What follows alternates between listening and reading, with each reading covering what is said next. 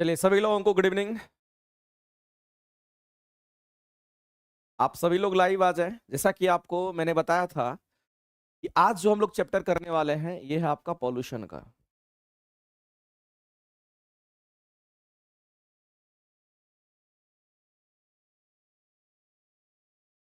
तो आपको ध्यान रखना है कि आज जो हम क्लासेस आपको प्रोवाइड कर रहे हैं ये वाला बुक मार्केट में अवेलेबल होगा। 2300 क्वेश्चन, 2350 MCQ आपका है विज्ञान का। 6 to 8 9 10th, 1 to 5, 6 to 8 9 10th, 11 12th सभी के प्रश्नों का संग्रह इसमें है। पीआरटी का भी है, 6 to 8 का भी है, 9 10th का भी है, 11 12th का भी है, जिसमें आपको फिजिक्स का, केमिस्ट्री का, बायो का, इन्वायरमेंटल साइंस का। तो इन्वायरमेंटल साइंस के जो क्वेश्चंस हैं आपके स्टैटिक होते हैं और एग्जाम में खास करके आपके रिपीट होते रहते हैं। तो इन्वायरमेंटल साइंस के जो क्वेश्चंस होंगे वो आपका 1 to 5, 6 to 8 9 10th, उसके बाद 11 12 सब में काम आपका करने वाला है। आज हम कोशिश करेंगे एक चैप्टर कंप्लीट करने का, जिसमें हम पॉल्यूशन आपका आज कंप्लीट करेंगे। इसका बोर्ड पीडीएफ हम टेलीग्राम पे शेयर करवा देंगे। अगर आपके पास ये बुक अवेलेबल होगा तो बुक का पेज नंबर आप जाएंगे, कितना नंबर पेज हमारा है, ये 318 नंबर पेज में आ जाएंगे। इस बुक का 318 नंबर पेज में आप जाएंगे मेरे भाई। ये वाला जो बुक है इस बुक में आप जाएंगे और 318 नंबर पेज तक पर अगर आप जाते हैं, 318 नंबर जो पेज होंगे तो ये वाले क्वेश्चंस आपको नजर आएंगे जो इन्वायरमेंटल साइंस के हैं। इसमें से पहला चैप्टर जो हमारा होगा वो पॉल्यूशन का है, ध्यान रखेंगे। और इसी से ये वो क्वेश्चन हम आपको करा रहे हैं जो बीपीएससी एग्जाम में डायरेक्ट क्वेश्चंस पूछ चुकी है, हूबहू जो ओरिजिनल क्वेश्चन है उसी को हम करवा रहे हैं। तो चलिए शुरुआत करते हैं बिना आपका समय गवाए हुए। और आज आपका ये स्टार्ट हुआ है तो लगातार ये चलता रहेगा। एनसीईआरटी सीरीज का क्या हुआ सर? वो भी चलेगा, टेंशन नहीं लेना। एनसीईआरटी सीरीज भी चलेगा, कहाँ चलेगा क्या होगा हम आपको सब इन्फॉर्मेशन देंगे। तो सबसे पहले आप लोग जितने लोग लाइव आए हैं एक बार थम्स अप करिए एक बार फटाफट करके, और क्वेश्चंस की शुरुआत करते हैं और प्रीवियस ईयर क्वेश्चंस को हम लोग यहाँ पर देखते हैं। ठीक है। एनवायरमेंटल साइंस का पहला क्वेश्चन आपका आपके एग्जाम में पूछा गया है। सबसे पहला क्वेश्चन ध्यान रखना मेरे भाई, ये बीपीएससी का ओरिजिनल क्वेश्चन है, ये बात आपको ध्यान रखना है। अगर आप बीपीएससी की बात कर रहे हैं तो आप लिखा हुआ है बीपीएससी टीआरई 1.0 पीआरटी में ये क्वेश्चन पूछा गया, 1 to 5 का ये क्वेश्चन पूछा गया है। और 1 to 5 के याद रखिएगा ये डेट भी मेंशन और पहले शिफ्ट में ये क्वेश्चन आया हुआ है। ये ओरिजिनल क्वेश्चन है और इस ओरिजिनल क्वेश्चन को आप एकदम चूकना नहीं। और ये बड़ा काम का चीज है, इसको हम लोग बहुत ही प्यार से समझेंगे। और आप देख रहे हैं ना यहाँ पर बीपीएससी का ये क्वेश्चन पूछा हुआ है। तो मेरे भाई सबसे पहले तो मैं आपको ये बताना चाहूंगा कि अगर हम लोगों को यहाँ पर ध्यान रखना है, इस पर हम लोगों को फोकस करना है कि पहला जो क्वेश्चन हमारा क्या है, तो कह रहा है कि कौन सी गैस की बात कर रहा है। एक्चुअली में ये क्वेश्चन हमारा यहां से यहाँ है, कह रहा है कि कौन सी गैस की हम बात कर रहे हैं। ये कौन सी गैस की हम बात कर रहे हैं कि जो हमारा लैंडफिल से उत्पन्न होता है, ये आपसे पूछा गया है। कौन सी गैस लैंडफिल से उत्पन्न होता है, किससे? तो लैंडफिल से उत्पन्न होता है। ये क्वेश्चन आपके एग्जाम का है। अब सबसे पहला चीज तो आपको लैंडफिल पता होना चाहिए कि लैंडफिल हमको कहते हैं किसको। एप्लीकेशन में रेगुलर क्लासेस कहाँ से ले रहे हैं? तो रेगुलर क्लासेस आपका आज से स्टार्ट हो गया। चूंकि तबीयत खराब थी इसलिए आपका बीच में कोई क्लासेस हम नहीं ले पाए थे, लेकिन अब आपके साथ हम जुड़ करके पूरी क्लासेस को अटेंड करेंगे और अच्छे तरीके से आपको एंजॉय करवाएंगे, टेंशन नहीं लीजिए। तो मेरे भाई सबसे पहला चीज है तो आपको लैंडफिल समझ में आएगा तभी ये क्वेश्चन समझ में आएगा। अगर हम बात करते हैं यहाँ पर, चलो इसको हटाते हैं फिर से हम यहाँ चर्चा करते हैं। अगर हम लैंडफिल की बात कर रहे हैं, आपको दिखाई दे रहा होगा, तो लैंडफिल की अगर हम बात करते हैं मेरे भाई, तो लैंडफिल हमारा कौन सा जगह होता है जहां आप देखते होंगे कूड़ा कचरा का जो ढेर होता है, उसी को हम लोग लैंडफिल कहते हैं। इस बात को ध्यान रखना मेरे भाई। कूड़ा कचरा की हम बात करते हैं, अपने भाषा में समझिए, कूड़ा कचरा की हम बात करते हैं तो कूड़ा कचरा का जो ढेर हमारा होता है उसी को हम लैंडफिल कहते हैं। और जहां पर कूड़ा कचरा का ढेर होगा तो कूड़ा कचरा मेरे भाई सड़ता गलता भी, आपको पता होगा। कूड़ा कचरा हमारा क्या होगा तो कहेंगे ये सड़ता गलता भी है। और जब कूड़ा कचरा सड़ता गलाता है तो सड़ाता गलाता है इसको कौन है? तो मेरे भाई ये बैक्टीरिया से सड़ता गलता है, इस बात को आप ध्यान रखेंगे। ये बैक्टीरिया से सड़ता गलता है, ये बैक्टीरिया से सड़ता गलता है, ये बात आपको ध्यान रखना है। और जब ये बैक्टीरिया से सड़ता गलता है तो ऐसी परिस्थिति में जो गैस हमारा निकल करके आता है वो कौन सा गैस हमारा निकल करके आएगा? तो याद रखना, सड़ने गलने के बाद जो गैसेस हमारे निकल करके आते हैं, इस सड़ने गलने के बाद जो गैसेस निकल करके आते हैं, उस गैस की अगर हम बात करते हैं तो वो हमारा मीथेन गैस होता है। और मीथेन गैस की अगर हम बात करते हैं तो आपको ध्यान रखना है, ये मीथेन गैस हमारा ज्यादा मात्रा में तैयार होता है, इस बात को ध्यान रखेंगे। तो इसमें से पहला ही ऑप्शन आपको दे रखा है, तो आप टिक आउट क्या करोगे, तो पहला ऑप्शन आपका ए करेक्ट हो जाएगा। तो मेरे भाई जब कभी भी लैंडफिल की बात करेगा तो कूड़ा कचरा का जो ढेर वगैरह होता है उसी को हम लोग लैंडफिल कहते हैं। और जब कूड़ा कचरा सड़ता गलता है तो उसको बैक्टीरिया सड़ाता गलाता है, बैक्टीरिया से ही ये सड़ता गलता है कूड़ा कचरा। और वैसी परिस्थिति में कौन सा गैस मिलता है, तो यहाँ पर मीथेन गैस हमारा निकलता है, इस बात को ध्यान रखेंगे। यहां से मीथेन गैस निकलता है और इसी मीथेन गैस का इस्तेमाल करके हम लोग क्या करते हैं, इस मीथेन गैस का इस्तेमाल हम लोग कहां पे करते हैं, तो मेरे भाई इस मीथेन गैस का इस्तेमाल हम लोग खाना वाना पकाने में भी करते हैं, इस बात को ध्यान रखना। खाना पकाने में भी इसका इस्तेमाल हम लोग कर सकते हैं, खाना पकाने में भी इस्तेमाल कर सकते हैं। तो इस क्वेश्चन का अगर आंसर करेंगे तो ऑप्शन नंबर हमारा क्या हो जाएगा, ए करेक्ट हो जाएगा। अब मेरे भाई इस बात को ध्यान रखना, यहां पर आपको एलपीजी गैस की बात कर रहा है, लिक्विफाइड पेट्रोलियम गैस की बात कर रहा है, जिसको हम लोग एलपीजी गैस कहते हैं। और जब कभी भी आपके सामने में लिक्विफाइड पेट्रोलियम गैस की अगर बात करता है तो आप एक बात जान लीजिए, अगर लिक्विफाइड पेट्रोलियम गैस की अगर आपसे बात करता है तो ये एलपीजी गैस जो कि हमारे खाना बनाने में हम लोग यूज करते हैं। तो मेरे भाई इस एलपीजी गैस में हमारा ब्यूटेन होता है, इसमें क्या होगा, तो हम लोग सीधा कहते हैं कि इसमें हमारा ब्यूटेन होगा और साथ ही साथ इस एलपीजी गैस में हमारा क्या होगा, कहीं यहाँ पर प्रोपेन होता है। लेकिन एक बात याद रखिएगा, अगर हम लोग सिलेंडर के अंदर अगर हम लोग गैस देखते हैं तो वह द्रव की अवस्था में होता है, सिलेंडर के अंदर द्रव अवस्था में होता है, जब बाहर निकलता तो वो हमारा गैसेस अवस्था में होता है, इस बात को ध्यान रखेंगे। सल्फर डाइऑक्साइड्स की अगर हम बात कर लें थोड़ा, तो मेरे भाई आप एक बात ध्यान रखना, ये सल्फर डाइऑक्साइड्स जो होता है ये काफी खतरनाक होता है। और जो सल्फर डाइऑक्साइड्स होता है हमारे एनवायरमेंट में मौजूद होता है, और सल्फर डाइऑक्साइड्स को हम लोग क्या कहेंगे, तो चलो दूसरे कलर से इसको लिखते हैं, सल्फर डाइऑक्साइड्स को SO2 से हम लोग दिखाते हैं। और ये SO2 जो हमारा होता है ये पॉल्यूशन का कारण बनता है, इस बात को आप ध्यान रखना। मेरे भाई ये हमारा सल्फर डाइऑक्साइड हमारा क्या तो कहेंगे, सल्फर डाइऑक्साइड से पॉल्यूशन वगैरह होता है, एयर पॉल्यूशन वगैरह हमारा होता है, इस बात को आप ध्यान रखेंगे। वैसे इस क्वेश्चन के आंसर क्या करेंगे, तो ऑप्शन नंबर ए आपका राइट हो जाएगा। लैंडफिल क्या होता है वो भी आपको समझ में आ गया होगा। एक चीज आप देख रहे होंगे, बीपीएससी शिक्षक भर्ती के लिए जितने भी बच्चे लाइव देख रहे हैं, मैं आप लोगों को बहुत ही विनम्र तरीके से मैं आपको कहना चाह रहा हूं कि एक चीज आपके लिए हम थोड़ा अलग तरीके से करने जा रहे हैं। शायद हो सकता है कि इससे आपके थ्योरी तो मजबूत है हो जाएगी और साथ साथ आपका प्रैक्टिस भी मेरे साथ हो जाएगा। तो ये बीपीएससी शिक्षक 4.0 के लिए अगर आप चैप्टर वाइज पर अगर ध्यान देते हैं तो हम सभी चैप्टर को नहीं उठाए हैं बोझ बना करके, हम उसी चैप्टर को उठाए हैं जो चैप्टर हमारे लिए बहुत बेनिफिशियल है, उतनी ज्यादा बेनिफिशियल है जितना हम मेहनत करना चाह रहे हैं, जो हमारे एग्जाम के लिए खासा इंपॉर्टेंट होगा। मेरे भाई मैं आपको बताना चाहता हूं, 1 मिनट आप समय दीजिए, बस इसको समझने की कोशिश कीजिएगा।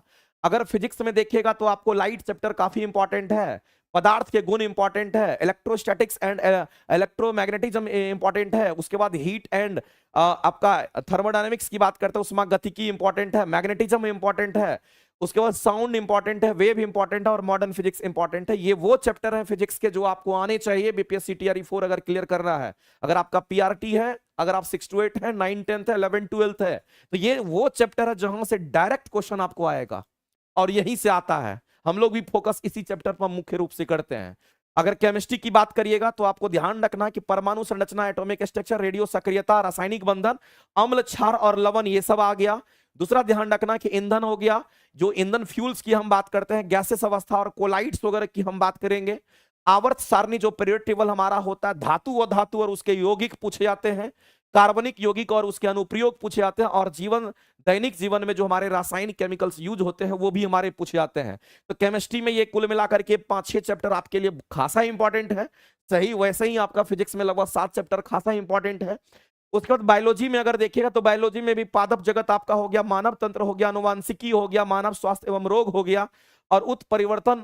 उसके बाद मेरे भाई अंतःस्रावी ग्रंथि, बाह्यस्रावी ग्रंथि के बारे में डिटेल हम लोग इसमें पढ़ेंगे बायोलॉजी में। ईवीएस की बात करते हैं जिसके बारे में आज हम आपको करा रहे हैं, प्रदूषण और परिणाम, जिससे क्वेश्चन आपके एग्जाम में आ चुके हैं, ये वाला चैप्टर ही हम आपको अभी करा रहे हैं। इसके अलावा जैव विविधता संरक्षण और पर्यावरणीय गतिविधि के बारे में, परितंत्र हमारा इकोसिस्टम और इकोलॉजिकल पैरामीटर्स के बारे में पढ़ेंगे। उसके बाद फिर हमारा पर्यावरण मुद्दा और परितंत्र के जो घटक होंगे उसके बारे में पढ़ेंगे। ये वो चैप्टर है जो आपको सिलेक्शन दिलाएगा, ध्यान रखिएगा। और इस चैप्टर को रगड़ के रख देना और बहुत ही बारीकी से हम लोग को काम करना है इस पर। ये चैप्टर वाइज क्वेश्चंस हम आपको दे रहे हैं, प्लेटफॉर्म बाय नवीन कुमार सिंह एप्लीकेशन पर ये मिलेगा। इसका फीस बहुत मिनिमम हमने रखा है 299। अब आप कहेगा सर अगर हम नियुक्ति बैच पढ़ रहे हैं तो लेना जरूरी है। नियुक्ति बैच वाले बच्चे इसको नहीं लेंगे, जो लोग नियुक्ति बैच नहीं कर रहे होंगे वो बैच ये बैच परचेज करेंगे।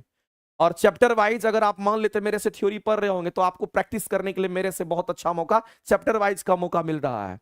इसलिए नियुक्ति बैच अगर है तो नहीं लेना है, अगर नियुक्ति बैच नहीं है तब इसको आप ले सकते हैं, ये आपको काम करेगा। वैसे नियुक्ति बैच तो मेरे भाई यूनिवर्सल है, उसमें सब कुछ आता है, ठीक है। तो आप इस बात को ध्यान रखेंगे। ये बैच आपको कब से, तो मंगलवार से आ रहा है, ध्यान रखेंगे। ये ट्यूसडे से आपको ये बैच आ रहा है, ट्यूसडे से आ रहा है, इस बात को ध्यान रखना। संडे, मंडे, ट्यूसडे, ट्यूसडे से ये बैच आपका चलने लगेगा, चैप्टर वाइज ध्यान रखेंगे।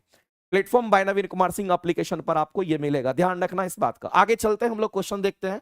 और ये वाला क्वेश्चन अगर आप देख पा रहे होंगे तो ये भी पीआरटी में देखिए क्वेश्चन पूछा गया है, और ये भी पहले शिफ्ट का ही क्वेश्चन आपका पूछा गया है। इसमें ध्यान रखना, इसमें भी पर्यावरण से रिलेटेड इन्वायरमेंट के क्वेश्चन है। कहता है कि प्लास्टिक की बात करते हैं। मेरे भाई एक बात बताइए कि एक पदार्थ ऐसा होता है जिसको बैक्टीरिया वायरस सराता गलाता है, जिसको हम लोग कहते हैं कि बायोडिग्रेडेबल होता है, और एक पदार्थ ऐसा होता है जिसको बैक्टीरिया भी नहीं सरा गला सकता है, उसको हम लोग कहते हैं नॉन बायोडिग्रेडेबल सब्सटेंस कहते हैं। जैसे कि प्लास्टिक है, प्लास्टिक को अगर फेंक दीजिएगा तो सड़ता गलता नहीं है, बैक्टीरिया वायरस भी उसको सरा गला नहीं सकता है। लेकिन जो खाने पीने की चीज है उसको अगर फेंक दीजिएगा तो बैक्टीरिया वायरस सरा गला करके उसको मिट्टी में मिला देता है, खाद बना देता है। तो मेरे भाई यहां पर पर्यावरण में पूछा गया है और प्लास्टिक की बात कही गई है, तो जाहिर सी बात है प्लास्टिक का नाम सुनते ही आपको क्या समझ में आ रहा है कि जो प्लास्टिक हमारा होगा ये नॉन बायोडिग्रेडेबल सब्सटेंस होगा, ये बात आपको समझ में आना चाहिए। तो मेरे भाई मैं आपसे कहना चाहता हूं, अगर हम प्लास्टिक की बात करते हैं तो ये जो प्लास्टिक हमारा होता है, इस प्लास्टिक के बारे में अगर हम बात करें तो ये हमारा कैसा है, तो कहेंगे ये हमारा नॉन बायोडिग्रेडेबल सब्सटेंस होता है, ये बात आपको ध्यान रखना है। ये हमारा नॉन बायोडिग्रेडेबल सब्सटेंस है, इस बात को आप ध्यान रखेंगे। ये कैसा सब्सटेंस है, तो नॉन बायोडिग्रेडेबल होता है हमारा, जिसको हम लोग क्या कहते हैं मेरे भाई, जिसको बैक्टीरिया वायरस भी नहीं सड़ा गला पाता उसको हम लोग कहते हैं। और जनरली अगर आप इसको देखेंगे तो हम कहेंगे ये हमारा कैसा होगा, तो कहेंगे यहां पर हम लोग सीधा कह सकते हैं जिसको बैक्टीरिया वायरस सराता गलाता नहीं, उसकी हम बात करते हैं। तो मेरे भाई कह रहा है कि प्लास्टिक डैश की क्रिया द्वारा विघटित नहीं होगी, किस क्रिया द्वारा विघटित नहीं होगी? क्या इसको सेप्रोफाइट मृतोपजीवी क्या इसको सरा गला सकता है? बिल्कुल भी नहीं सरा गला सकता है। क्या परजीवी सरा गला सकता है? बिल्कुल भी नहीं। क्या बैक्टीरिया सरा गला सकता है? बिल्कुल भी नहीं। इसका मतलब है मेरे भाई कि इसमें से कोई इसको सरा गला नहीं सकता है। अगर इसमें से हम कहेंगे किसके द्वारा विघटित नहीं होने की बात कर रहा है, तो ना तो मेरे भाई कवक के द्वारा होगा विघटित, ना तो किसी पैरासाइटिक जीव के द्वारा होगा, ना तो किसी जीवाणु के द्वारा विघटित होगा। क्योंकि ये नॉन बायोडिग्रेडेबल है, ये किसी के द्वारा हमारा विघटित नहीं होता। लास्ट में इसको जला देते हैं तो खत्म होता है, जलाने से खत्म होता है, किसी के कंज्यूम करने से ये खत्म नहीं होता, क्योंकि ये नॉन बायोडिग्रेडेबल होता है। इस बात को आप ध्यान रखेंगे। तो मेरे भाई इनमें से हम कहेंगे किसी से भी हमारा नहीं होगा, तो ऑप्शन नंबर डी के साथ आप जाएंगे। और एक हमारा होता है जिसको हम बायोडिग्रेडेबल सब्सटेंस की हम बात करते हैं। मेरे भाई अगर हम बायोडिग्रेडेबल सब्सटेंस की अगर हम बात करते हैं तो आप ये बात जान लीजिए कि अगर हम बायोडिग्रेडेबल सब्सटेंस की अगर हम बात करते हैं तो जो भी हमारे बायोडिग्रेडेबल सब्सटेंस हैं ये क्या होता है, तो इसको बैक्टीरिया वायरस सराता गलाता है, इसको आप बायोलॉजिकली सरा गला सकते हैं। इसको आप क्या कर सकते हैं मेरे भाई, तो आपको ध्यान रखना है, इसको बायोलॉजिकली आप सरा गला सकते हैं, बायोलॉजिकली सरा गला सकते हैं, ये बात आपको ध्यान रखना है। इसको बायोलॉजिकली सरा गला सकते हैं, ये बात आपको ध्यान रखना, बायोलॉजिकली सरा गला सकते हैं। और जब बायोलॉजिकली आप सराते गलाते हैं तो आपको ध्यान रखना है कि इसको बैक्टीरिया वायरस वगैरह सरा गला देगा, इस बात को ध्यान रखेंगे। तो बैक्टीरिया वायरस क्या करेगा, तो इसको सरा गला दे, इसको बायोडिग्रेडेबल सब्सटेंस हम लोग कहते हैं। दूसरी सबसे इंपॉर्टेंट चीज है, इसकी एग्जांपल्स की बात करते हैं। जितने भी हमारे फूड वेस्टेज होते हैं हम सभी की बात करते हैं, जो भी हमारा फूड वेस्ट वगैरह होता है ये सब होता है, जो भी ऑर्गेनिक मैटर है हम उसकी बात करते हैं, और फूड वेस्ट के अंतर्गत ही हमारा ऑर्गेनिक मैटर आता है, इस बात को आप ध्यान रखेंगे। तो इसमें हमारा ये होता है। तो मेरे भाई इस बात को आप ध्यान रखना, एक बायो है एक हमारा नॉन बायो है। जिसको बैक्टीरिया सरा गला नहीं सकता है उसको नॉन बायोडिग्रेडेबल कहते हैं, और जिसको बैक्टीरिया सरा गला सकता है उसको हम लोग बायोडिग्रेडेबल सब्सटेंस के नाम से हम लोग जानते हैं। ये बात आपको मेरे भाई ध्यान रखना है, ये चीज आपको ध्यान रखना। दो बात मैंने आपको बताया और उसी से आधारित ये क्वेश्चन पूछा गया था। बताइए सिंपल है कि नहीं? आप पढ़ रहे हैं तो सिंपल लग रहा है, एग्जाम में भी सिंपल लगना चाहिए। एकदम प्यार से पढ़ रहे हैं और प्यार से समझेंगे। अगला क्वेश्चन मेरे भाई देख लीजिए, ये भी आपके टीआरई में क्वेश्चन पूछे गए हैं। मेरा टारगेट रहेगा कि इस समय में हम जब भी लाए आएंगे तो प्रीवियस ईयर क्वेश्चन को लेकर के आएंगे आपके सामने, प्रीवियस ईयर सारे क्वेश्चंस को हम आपको करा देंगे, ध्यान रखना। और ये बहुत काम करेगा, इस बात को आप ध्यान रखना, आपके एग्जाम पर काफी इसका इंपैक्ट रहेगा। कह रहा है कि ऊर्जा का स्रोत आप बताइए, ऊर्जा का स्रोत मतलब एनर्जी का जो स्रोत होता है वो बताइए जो कार्बन उत्सर्जन में वृद्धि नहीं करते हैं। जो कार्बन का इमिशन नहीं करता है। मेरे भाई आपको पता है कि कार्बन का इमिशन अगर सबसे ज्यादा अगर कोई कर रहा है तो चाइना करता है। तो यहां पर कह रहा है कि वैसा ऊर्जा का स्रोत बताइए जो कार्बन का इमिशन नहीं करता है, ये आपसे पूछा गया है। वैसा स्रोत बताइए जो कार्बन का इमिशन नहीं करता है।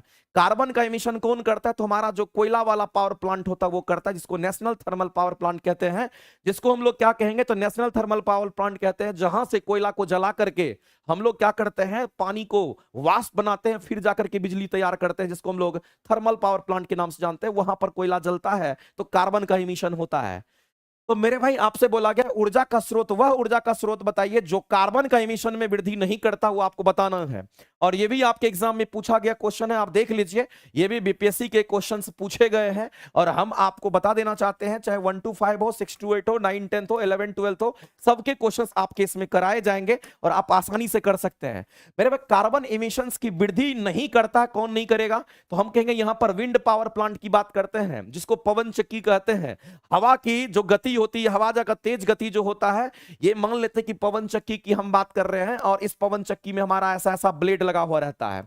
ऐसे से देखे होंगे कि इस तरह से हमारा ये ब्लेड लगा हुआ रहता है, ऐसे करके ब्लेड लगा हुआ रहता है पवन चक्की में। और ये ऐसा क्या करता है? तो ये रोटेट करता है हमारा, ऐसे ये रोटेट करता है और इस पर हवा हमारा ऐसे हवा का फ्लो होता है, ये हवा का झोंका होता है और ये रोटेट करने लगता है। जब ये रोटेट करता है तो यहां पर यांत्रिक ऊर्जा हमारा फिर वही हमारा किस में परिवर्तित हो जाता है? तो विद्युत ऊर्जा में परिवर्तित हो जाता है। तो विंड पावर प्लांट है, यहां पर कोई पॉल्यूशन नहीं होगा, यहां कोई कार्बन का इमिशन नहीं होगा।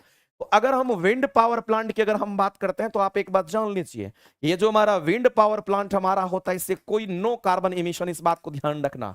इससे नो कार्बन इमिशंस की हम बात करेंगे, इससे कोई कार्बन हमारा बाहर इमिट नहीं होगा, ये चीज ध्यान रखना। तो पहला क्लियर हो गया।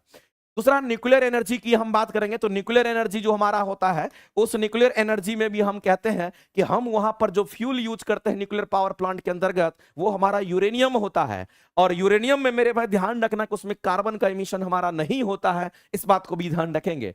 दूसरी बात, अगर हम सोलर पैनल की बात करते हैं, सोलर सेल की बात करते हैं, वहां भी कार्बन का इमिशन नहीं होता, क्योंकि सोलर सेल में हम लोग जानते हैं मेरे भाई कि सोलर सेल में हम क्या करते हैं? प्रकाश ऊर्जा को विद्युत ऊर्जा में परिवर्तित करते हैं। यहां भी कोई कार्बन का इमिशंस नहीं होगा।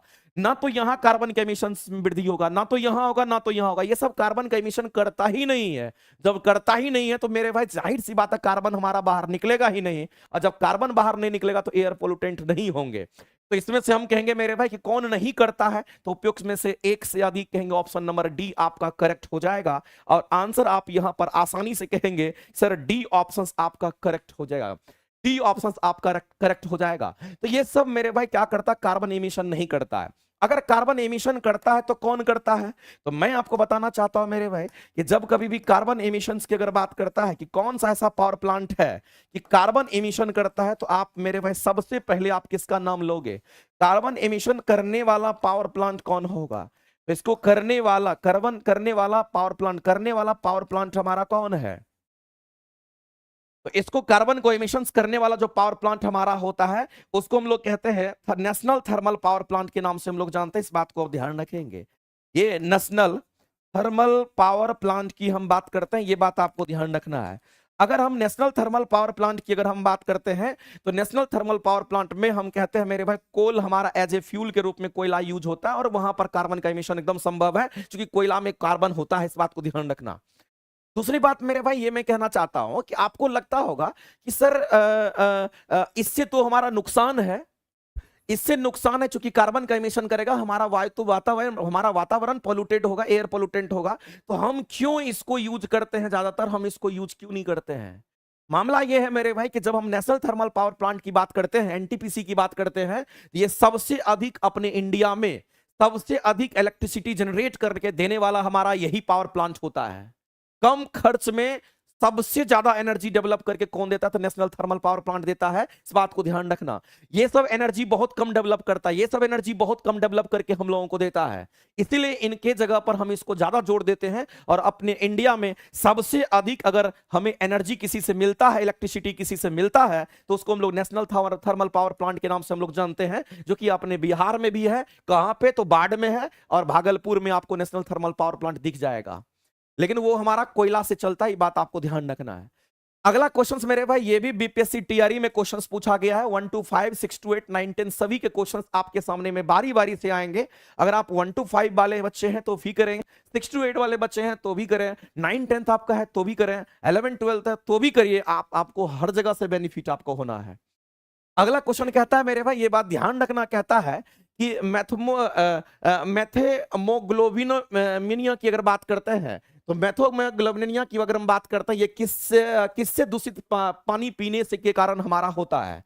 तो सबसे पहले तो मेरे भाई इस बात को आप ध्यान रखना, ये जो हमारा डिजीज होता है ना, ये एक्चुअली में ये डिजीज का कारण क्या है, तो नाइट्रेट आयंस की हम बात करते हैं। और इसी डिजीज को हम ब्लू बेबी सिंड्रोम के नाम से जानते हैं। कई बार ब्लू बेबी सिंड्रोम बोलेगा तो कई बार ये वाला नाम बोलता है, एग्जाम में कई बार रिपीट हुआ ये क्वेश्चन।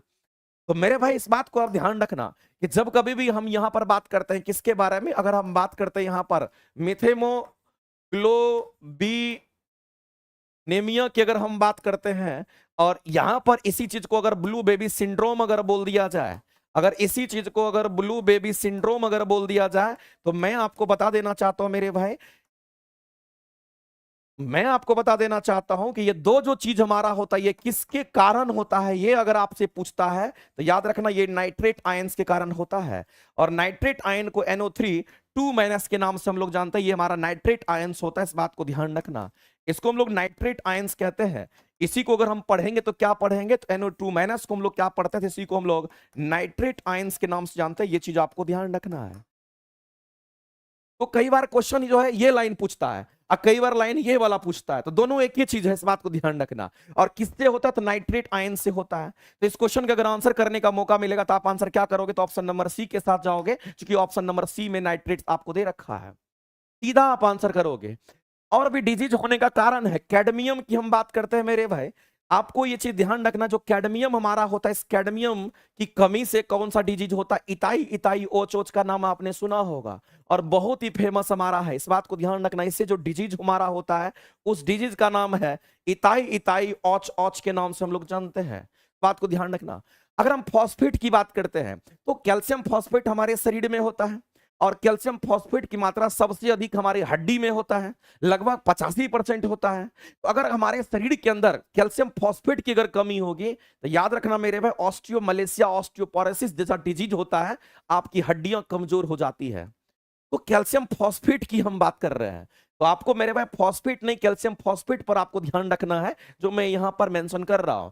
अगर हम यहां पर कैल्शियम फॉस्फेट की अगर हम बात कर रहे हैं, अगर हम यहां पर कैल्शियम फॉस्फेट की अगर हम बात करते हैं, तो ये बात आप जान लीजिए कि जो कैल्शियम फॉस्फेट होता है इसको हम लोग लिखते हैं Ca3PO4 होल 2 लिखते हैं। और ये कैल्शियम फॉस्फेट जो आप देख रहे हैं ये हमारी हड्डी में पाई जाती है, इस बात को ध्यान रखना। ये हड्डी में पाई जाती है, ये हड्डी में पाई जाती है, ये बात आपको, ये फॉस्फेट नहीं है, ये कैल्शियम फॉस्फेट है और हड्डी में पाई जाती है। और हमारे हड्डी में लगभग 85% तो हमारा यही होता है, 85% हमारा यही होता है। और अगर किसी में इसकी कमी हो जाती है तो याद रखना मेरे भाई कि जाहिर सी बात है उनको ऑस्टियोमलेशिया होता है। अगर किसी में इसकी कमी हो गई, अगर इसकी कमी हो गई तो इस बात को आप ध्यान रखना, कमी होने पर कौन सा डिजीज होगा, क्योंकि इसकी कमी होने पर आपको ध्यान रखना है कि ऑस्टियोमलेशिया का नाम आपने सुना होगा, ऑस्टियोमलेशिया का नाम सुना होगा आपने, आपने मेरे भाई ऑस्टियोपोरोसिस का नाम आपने सुना होगा। तो ऑस्टियोमलेशिया और ऑस्टियोपोरोसिस की अगर हम बात करते हैं वो किसकी कमी से होता, तो याद रखिएगा कई बार इस पर भी क्वेश्चंस आपके पूछे गए हैं। तो मेरे भाई ये चीज आपको ध्यान रखना, चूंकि हमारे यहाँ पर हड्डी की बात हो रही है, ध्यान रखेंगे। आगे चलते हैं, अगला क्वेश्चन आप देख लीजिए मेरे भाई, ये इतने अच्छे क्वेश्चंस है कि तुम सोच नहीं सकते हो, और एग्जाम में डायरेक्ट छपने के चांसेस है। स्टैटिक क्वेश्चन है, एग्जाम में आता है। ये वाला क्वेश्चन आपको बताना है और आपको आंसर्स करके बताना है, देखते हैं कितने लोग करते हैं। देखिए आपके एग्जाम में बीपीएससी टीआरई 1.0 में ये क्वेश्चन पूछा है, और ये 1 to 5 की हम बात कर रहे हैं, देख रहे हैं 1 to 5 में नजर आ रहा है। ये मत सोचना कि 1 to 5 में आया था, क्या 6 to 8, 9, 10 में नहीं आएगा, बिल्कुल आ सकता है, कहीं भी आ सकता है।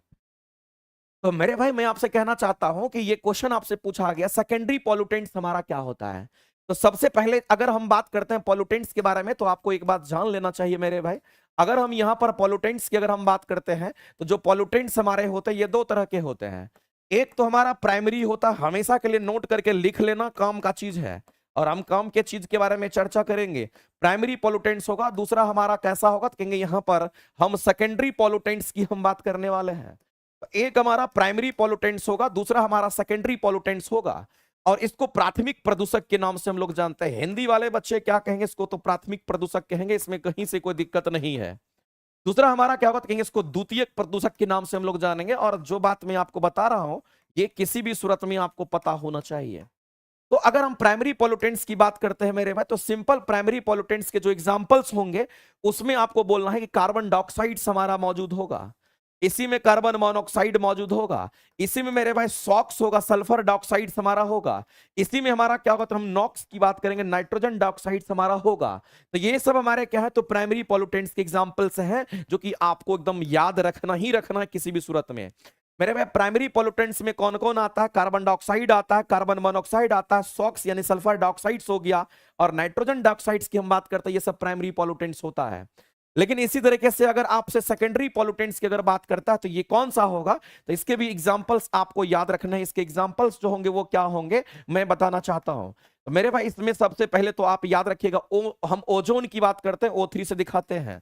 उसके बाद याद रखना मेरे भाई PAN की हम बात करते हैं, पैन जिसको हम लोग कहते हैं, इसको भी आप ध्यान रखेंगे। उसके बाद याद रखना मेरे भाई जो H2SO4 होता है, ये भी हमारा होगा। उसके बाद अगर आप याद रखना चाहते हो, तो मेरे भाई इसमें हमारा और फॉग वगैरह भी होता है। इसमें हमारा क्या होता है, फॉग की हम बात करते हैं, और फॉग आपको पता है किससे बनता है, के बारे में हम चर्चा कर देंगे। फॉग जो हमारा होता है, एक हमारा स्मॉग भी होता है, फोटोकेमिकल स्मॉग की हम बात करते हैं, इसमें हमारा स्मॉग भी होगा, ध्यान रखेंगे। फॉग नहीं, आप इसको स्मॉग कह लीजिए, ज्यादा सही होगा, क्योंकि स्मॉग में फॉग हमारा आ जाता है। और इसके बाद हम लोग फोटोकेमिकल स्मॉग भी कहते हैं, ये चीज आपको ध्यान रखना है। ये फोटोकेमिकल स्मॉग की हम बात करते हैं, तो ये भी हमारे हो जाएंगे। मेरे भाई जो स्मॉग हमारा होता है ना, ये स्मॉग हमारा क्या होता है, तो याद रखना ये स्मॉग हमारा क्या होता है, स्मॉग जिसको हम लोग धुआं कहते हैं, और साथ में हम कहते हैं फॉग जिसको कुहासा कहते हैं। तो जहां कहीं भी आपको ऐसा सिचुएशन देखेगा, जो स्मॉग बनता है ये कहीं ना कहीं ठंड के दिन में बनता है, ये बात आपको ध्यान रखना है। लेकिन ये सेकेंडरी पॉल्यूटेंट्स के एग्जांपल्स हम आपको लिखा रहे हैं।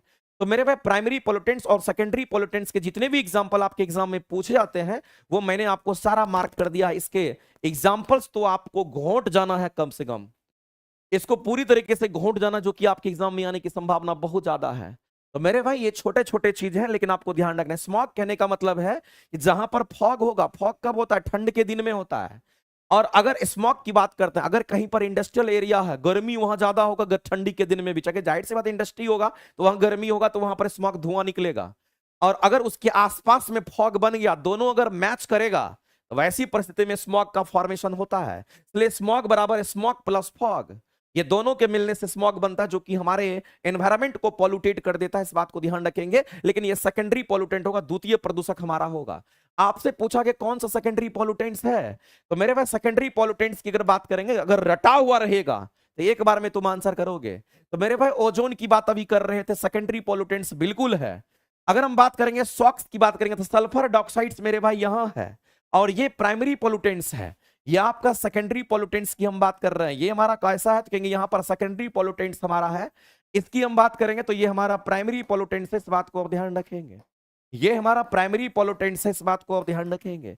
इसी तरीके से हम आपको पेन की बात करते हैं, तो ये हमारा सेकेंडरी पॉल्यूटेंट्स है, इस बात को आप ध्यान रखेंगे।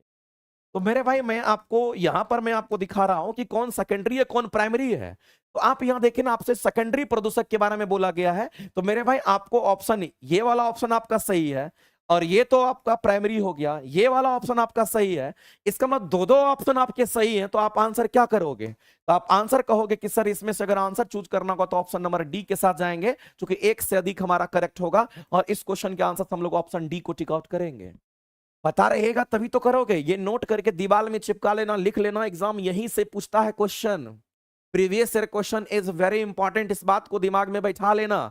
तुम कितना भी पढ़ लेते हो, प्रीवियस ईयर क्वेश्चन को एक बार नहीं 5 बार बनाना है, और तब जाकर के पता चलेगा कि हम किस पानी में और कहां हैं। आगे चलते हैं, अगला क्वेश्चन हम लोग देखते हैं मेरे भाई। अभी जस्ट मैंने आपको बताया था कि इताई इताई औच औच, याद रखिएगा ये कीना, ये बीमारी किसके कारण होता है, तो इताई इताई औच औच जो डिजीज होता है, ये किसके कारण होगा, तो कैडमियम की वजह से होता है। आप सीधा कहेंगे मेरे भाई इस क्वेश्चन का आंसर क्या होगा, तो कैडमियम की कमी से होता है, ऑप्शन नंबर ए के साथ आप जाएंगे। और आयरन की कमी से कैसी बीमारी होती है, तो मेरे भाई ध्यान रखना, आयरन की कमी से जो बीमारी होती है उसको एनीमिया कहते हैं। एक एक बच्चे को पता होगा, इसकी कमी से एनीमिया बीमारी होती है, एनीमिया की हम बात करते हैं। कि आयरन जो होता है हमारा, हीमोग्लोबिन में आयरन होता है, और ये आयरन की कमी मतलब हीमोग्लोबिन की कमी, हीमोग्लोबिन की कमी मतलब एनीमिया हो गया। तो रिलेट करके आपको पढ़ना है। इसी के साथ साथ मैं आपको एक बात और बताता हूं मेरे भाई, मरकड़ी की बात करते हैं, और मरकड़ी को मरकड़ी हम पढ़ते भी हैं, इसमें कहीं से कोई दिक्कत नहीं है। अगर हम मरकड़ी की बात करते हैं तो मरकड़ी से जो डिजीज होता है वो कौन सा बीमारी, तो मरकड़ी से जो बीमारी होता है उसको मिनी माता, निगा माता, ये दोनों बोलते हैं। याद रखना मेरे भाई, इसको हम लोग बोलते हैं ये मीना माता डिजीज होता है। मिनी माता डिजीज की हम बात कर रहे हैं, ये हमारा मिनी माता डिजीज है। दूसरी बात आपको ध्यान रखना, इसी में दूसरा लाइन भी पूछता है, उसका भी नाम याद रखना, ये भी हमारा सेम है, इसको निगाता मिनी माता बोलते हैं। तो निगाता मिनी माता की अगर हम बात करते हैं तो निगाता मिनी माता बोले या फिर सिंपल मिनी माता बोले, दोनों चलेगा, दोनों सही है, इस बात को ध्यान रखना। तो मरकरी से जो होने वाले बीमारी है, मिनी माता बोले या मिनी माता बोले या फिर निगाता मिनी माता बोले, दोनों आपका करेक्ट है, इसमें कहीं से कोई दिक्कत नहीं, आपको पूरी तरीके से याद रहना चाहिए। इससे होने वाला डिजीज हमारा ये होता है।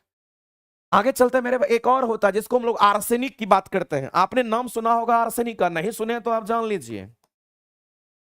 अगर आर्सेनिक की बात करते हैं तो आर्सेनिक को हम लोग AS से दिखाते हैं, और ध्यान रखना इस आर्सेनिक से जो बीमारी होता है ये कौन सा, ब्लैक फुट डिजीज होता है। याद रखना मेरे भाई, इससे जो बीमारी होगा इसको हम लोग ब्लैक फुट डिजीज के नाम से हम लोग जानते हैं। ये ब्लैक फुट डिजीज है, इस बात को आप ध्यान रखेंगे, इसको हम लोग ब्लैक फुट डिजीज कहते हैं। यानी हमारे पैरों में ये बीमारी होता है, हमारे पैर में ये बीमारी होता है। याद रखना, पैर में आपको सूजन आ जाता है, पैर में बीमारी होता है, इसको ब्लैक फुट डिजीज कहते हैं, और ये फुट लगा हुआ है, ये आर्सेनिक से होता है। याद रखिएगा, ये भी क्वेश्चंस आपके एग्जाम का हो सकता है मेरे भाई, क्वेश्चन तो कोई भी पूछ सकता है। तैयार रहिए, बस अपने एक्युमुलेशंस को बनाए रखिए और कोशिश कीजिए कि वही पढ़ें जो एग्जाम में डायरेक्ट देखने को मिले। आगे चलते हैं, अगला क्वेश्चन हम लोग देखते हैं। अब देखिए, ये भी क्वेश्चंस आपके एग्जाम में आता है, और मेरे भाई आप बताइए कि SO2 पोल्यूशन का जो संकेतक होता है वो कौन है।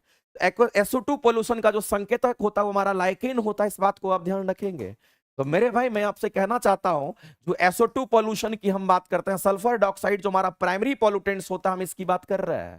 तो हमारा इस पॉल्यूटेंट्स की बात करते हैं, SO2 पोल्यूशन की बात करते हैं, SO2 पोल्यूशन का जो संकेतक हमारा होता है वो कौन होगा, तो याद रखना इसका संकेतक हमारा लाइकेन होता है। इसका संकेतक हमारा लाइकेन होता है। मेरे भाई लाइकेन को हिंदी में लाइकेन भी कहते हैं, इसमें कहीं से कोई दिक्कत नहीं, आप लाइकेन पढ़िए। लेकिन एक बात जान लीजिए, अगर हम लाइकेन की अगर हम बात करते हैं, ये जो हमारा लाइकेन होता है इसको हम लोग बायो इंडिकेटर के नाम से जानते हैं, ये भी बात आपको ध्यान रखना, इसको बायो इंडिकेटर कहते हैं। और अगर इसको बायो इंडिकेटर कहें तो हिंदी में इसको हम लोग जैव सूचक के नाम से हम लोग जानते हैं, ये बात भी आपको ध्यान रखना है।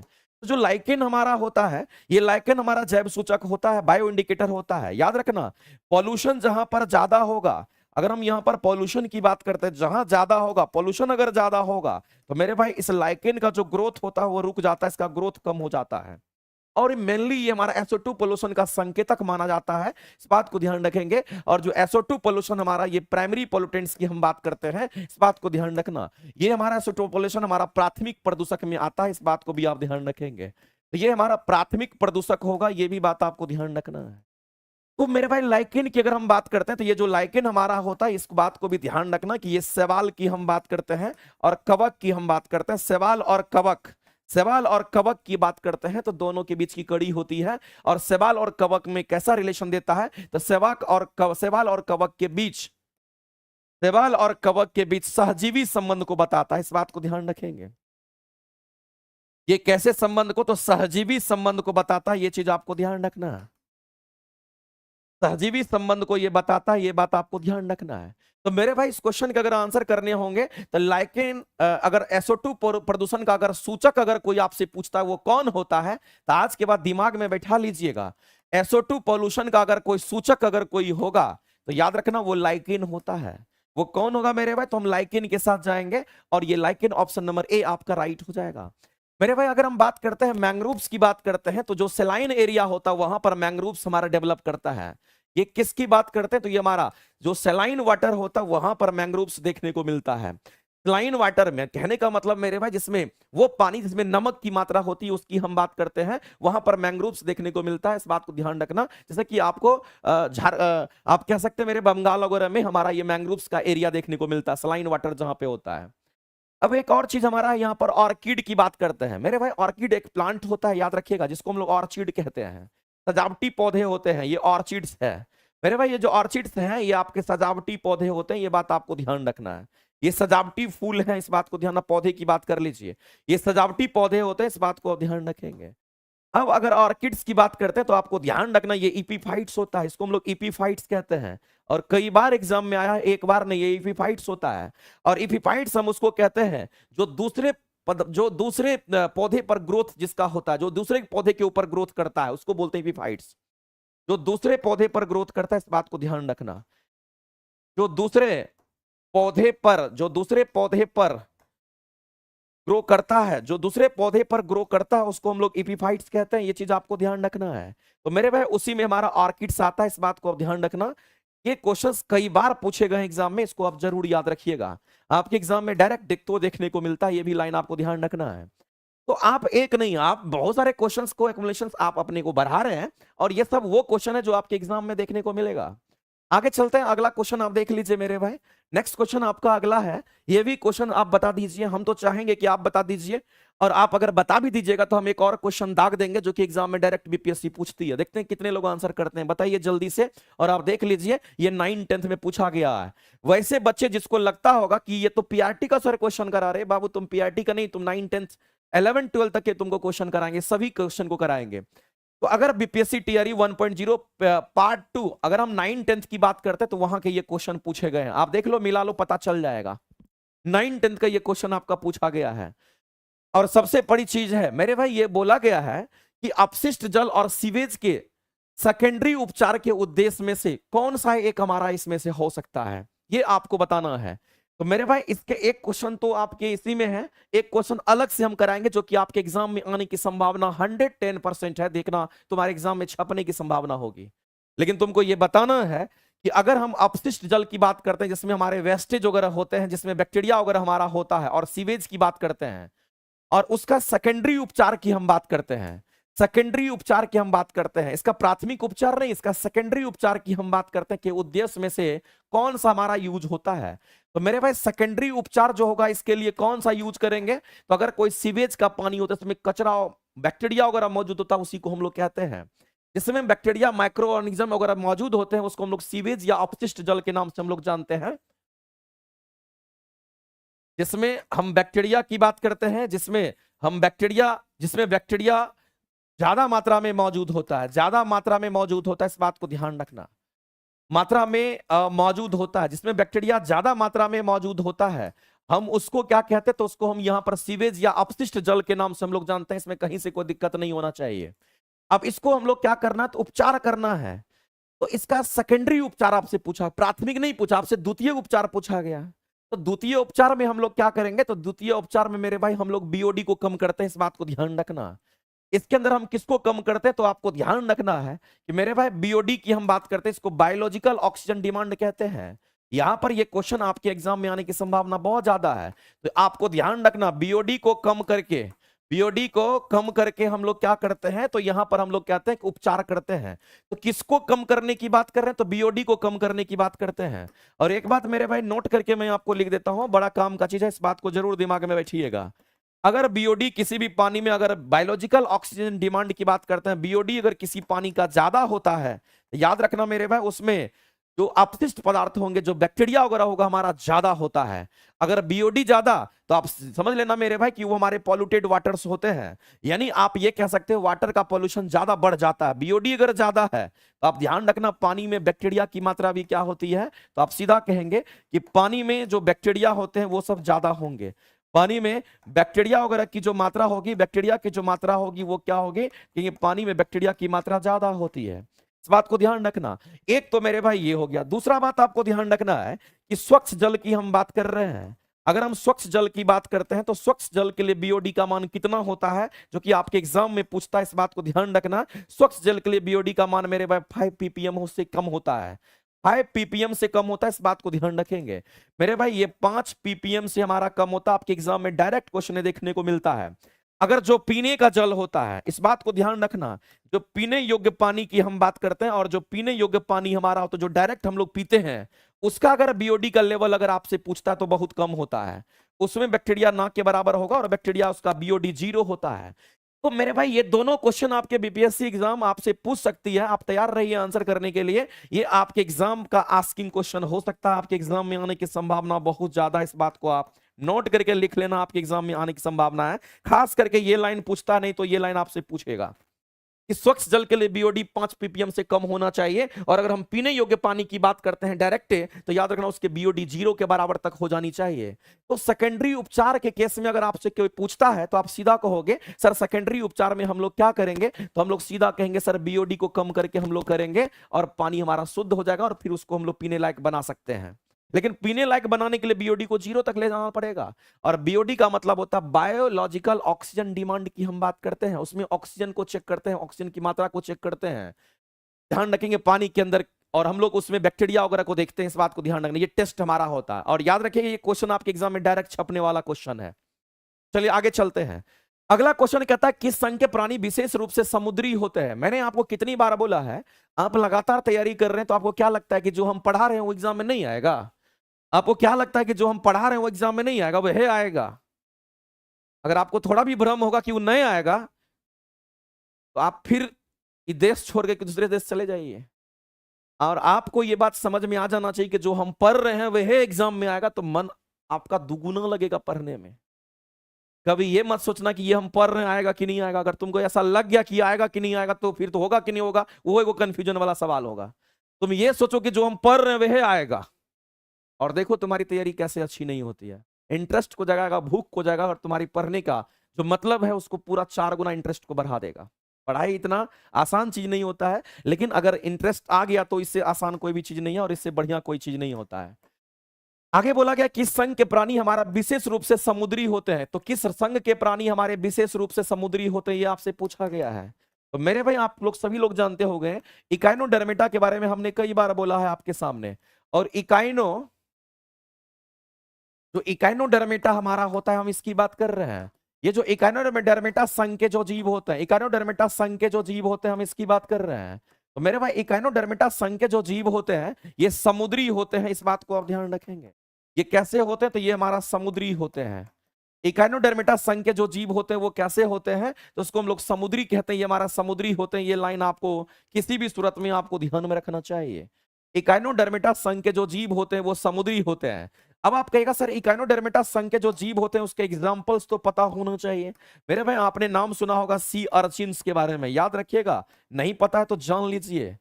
मेरे पास समुद्री खीरा का नाम सुने होंगे, जिसको हम लोग क्या बोलते हैं, तो हम लोग यहाँ पर समुद्री खीरा ही लिख दीजिए। खीरा कहने का मतलब हम कह सकते हैं मेरे भाई यहाँ पर समुद्री खीरा ही कह दीजिए, क्योंकि ये समुद्री खीरा खीरा की तरह होता है, समुद्री खीरा की तरह हमारा होता है।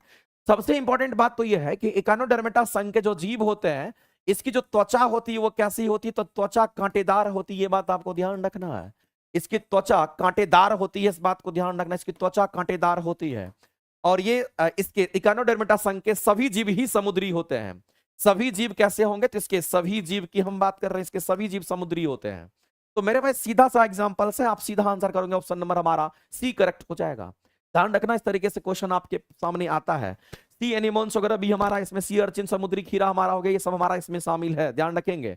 आगे चलते हैं, अगला हमारा पोरीफेरा दे रखा है। और पोरीफेरा संघ के जो जीव होते हैं वो कैसे होते हैं, तो याद रखना पोरीफेरा संघ के जो जीव होते हैं ये हमारे स्पंजी होते हैं, स्पंज की तरह होता है, पानी के अंदर आपको देखने को मिलेगा, ये स्पंजी होते हैं, इसमें बहुत सारे छिद्र होते हैं।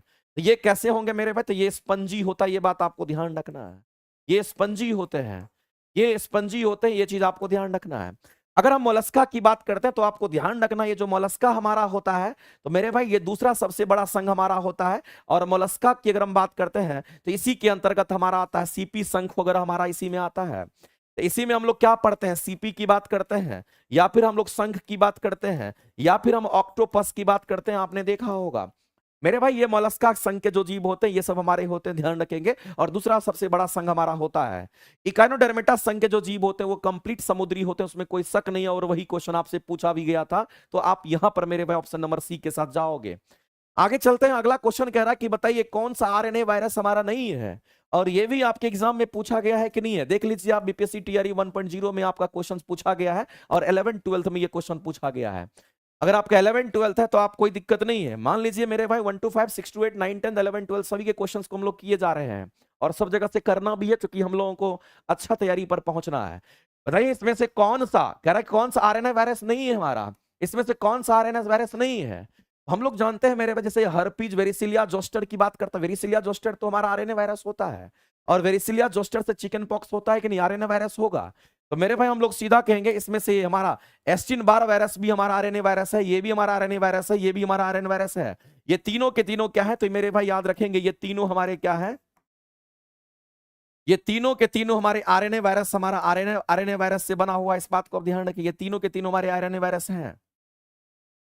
इसका मतलब इसमें से कोई नहीं होगा तो उपयुक्त में से हम कहेंगे कोई नहीं, ऑप्शन नंबर ई के साथ जाएंगे और क्वेश्चन नंबर हमारा क्या हो जाएगा, कहेंगे यहां पर ई ऑप्शन राइट हो जाएगा 10 नंबर क्वेश्चन का। आगे चलते हैं, आगे चलते हैं मेरे। हर्पीज सिंप्लेक्स वायरस जो होता है हमारी आंखों में संक्रमण पैदा करता है, याद रखिएगा, ये नाम आपको याद रख लेना है। एक और हम बताते हैं इसी में, हर्पीज सिंप्लेक्स वायरस की हम बात करते हैं तो हमारी आंखों में क्या करता है, तो मेरे भाई हमारी आंखों में संक्रमण पैदा करने के लिए यही हमारा वायरस रेस्पॉन्सिबल होता है।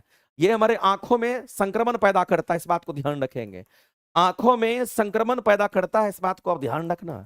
हमारे आंखों में संक्रमण अगर पैदा करता तो वो कौन करेगा, तो याद रखना मेरे भाई, ये हमारा करता है, उसको हम लोग बोलते हैं हर्पीज सिंप्लेक्स वायरस कहते हैं।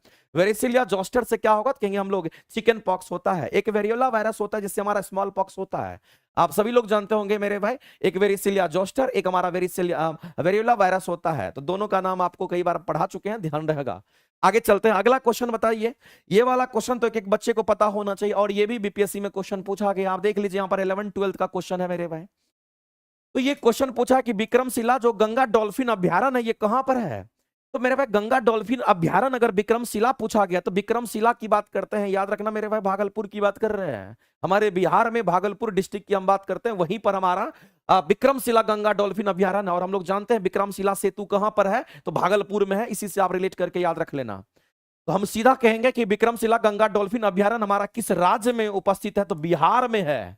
किस राज्य में ये उपस्थित है, तो ये आपको बता देना है सीधा सीधा तौर पे। आप सीधा कहोगे ये किस राज्य में हमारा उपस्थित है, तो मेरे भाई बिहार में है। और बिहार के किस जिले में है, तो आप डायरेक्ट यहां पर कह सकते हो बिहार के हमारा भागलपुर जिले में है।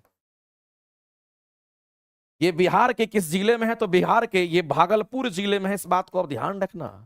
हम यहां पर भागलपुर जिले की हम बात कर रहे हैं, बिहार के भागलपुर जिले की हम बात करते हैं, इसी भागलपुर जिले में, इस बात को ध्यान रखना। यहीं पर हमारा क्या है, तो कहेंगे यहां पर विक्रमशिला हमारा, यहां पर ये अभ्यारण्य हमारा है जिसको गंगा डॉल्फिन अभ्यारण्य कहते हैं। सबसे अधिक गंगा में डॉल्फिन यही देखने को मिलता है, भागलपुर की हम बात कर रहे हैं।